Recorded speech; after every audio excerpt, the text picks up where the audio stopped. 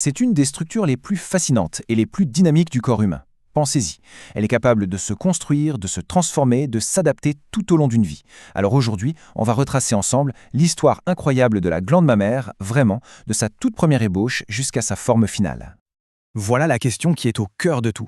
Comment une structure aussi complexe peut-elle émerger de presque rien? C'est une véritable prouesse d'ingénierie biologique, et c'est ce parcours qu'on va suivre, étape par étape. Alors, on commence par le commencement. Notre histoire ne débute pas à la naissance, non, mais bien avant, au creux de l'utérus, là où le plan d'architecte de cette future glande est déjà en train de s'écrire. C'est assez fou de se dire que tout part de là. Regardez, sur un embryon d'à peine 4 semaines, cette simple petite ligne, la crête mammaire, c'est la toute première pierre de l'édifice. C'est le point de départ de toute la complexité à venir. Et cette chronologie, elle est juste fascinante. En l'espace de quelques mois, une simple ligne devient un réseau complexe. On passe de la crête au bourgeon, puis à cette petite fossette qui deviendra l'aréole, pour finir avec le déploiement des canaux. C'est un ballet biologique d'une précision remarquable. Bon, le plan est donc dessiné dans l'utérus, mais la construction, elle, est loin d'être finie. Après la naissance, c'est une toute nouvelle phase qui s'amorce, où l'architecture finale va vraiment prendre forme. La puberté, c'est comme un interrupteur. Sous l'effet d'une vague d'hormones, tout se transforme. Le sein prend du volume, l'aréole s'élargit, elle se pigmente, et ce n'est pas du tout une croissance au hasard. C'est un développement entièrement orchestré par ces puissants messagers chimiques. Alors, quelques chiffres, c'est toujours parlant. Et là, il y a un truc qui saute aux yeux, c'est le poids. Pendant la lactation, il peut carrément plus que doubler. On passe de 150-200 grammes à 400 grammes, voire plus. Ça, c'est vraiment la preuve en chiffres de la capacité de cet organe à se transformer radicalement pour remplir une fonction. Il faut bien comprendre aussi qu'il n'y a pas de forme standard. On voit ici une grande variété, discoïdale, conique, piriforme. La diversité, en fait, c'est la norme, pas l'exception. Faisons maintenant une petite visite guidée de l'extérieur du sein à maturité, histoire de bien comprendre les différentes zones et ce à quoi elles servent. Pour bien comprendre sa structure, il faut d'abord le situer. La glande mammaire n'est pas un élément isolé. Elle repose directement sur le grand muscle pectoral et elle s'étend entre la 3e et la 7e côte. Cette position lui donne à la fois une protection et un soutien, solidement ancré à la cage thoracique. En simplifiant, on peut voir sa surface un peu comme une cible, avec 3 zones concentriques. Au centre, le mamelon, autour, la zone pigmentée, c'est l'aréole, et enfin, la peau du sein lui-même. Ah, et un point important, il y a souvent une sorte de prolongement de ce tissu vers l'aisselle, la queue axillaire. Le mamelon, c'est bien plus qu'une simple protubérance. C'est un terminal ultra fonctionnel. Il est perforé de plein de petites ouvertures, les ostéomes papillaires, qui sont en fait les points de sortie de tout le réseau de canaux internes. C'est là que tout converge. Ok, maintenant qu'on a fait le tour de l'extérieur, il est temps de plonger à l'intérieur et de découvrir ce qui se cache sous la surface.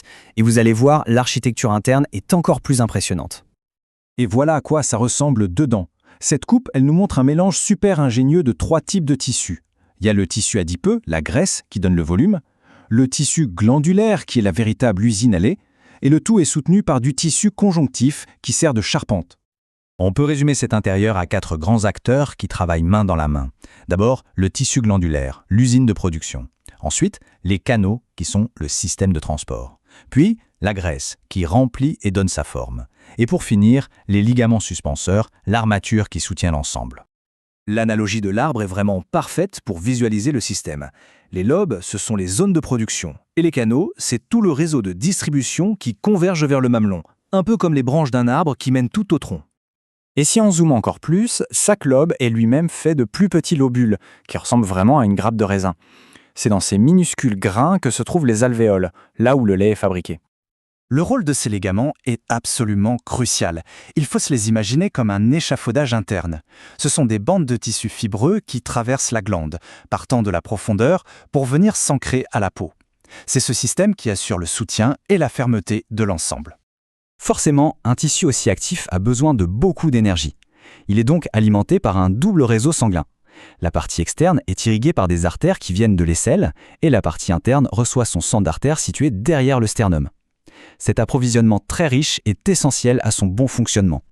On arrive maintenant au concept final, et c'est peut-être le plus important de tous. La glande mammaire n'est pas un organe statique, figé. C'est un organe en perpétuel mouvement, tout au long de la vie. Cette chronologie, elle illustre parfaitement ce dynamisme. Chaque mois, elle réagit au cycle menstruel. Pendant une grossesse, elle se métamorphose pour se préparer à la lactation. Et puis, après la ménopause, elle entame une nouvelle transformation en régressant et en changeant de composition. Mais comment elle fait ça? Eh bien, grâce à sa sensibilité extrême aux hormones. Ces cellules sont littéralement couvertes de récepteurs qui captent les signaux du corps et lui permettent de s'adapter, de se transformer en fonction des besoins du moment. Au final, l'histoire de la glande mammaire, c'est bien plus qu'une simple leçon d'anatomie. C'est une démonstration spectaculaire de la capacité du corps à construire, à adapter et à transformer une structure complexe pour répondre à des fonctions vitales. Ce qui nous amène à une dernière question. Qu'est-ce que cette incroyable plasticité nous apprend sur le potentiel d'adaptation de notre corps tout entier ?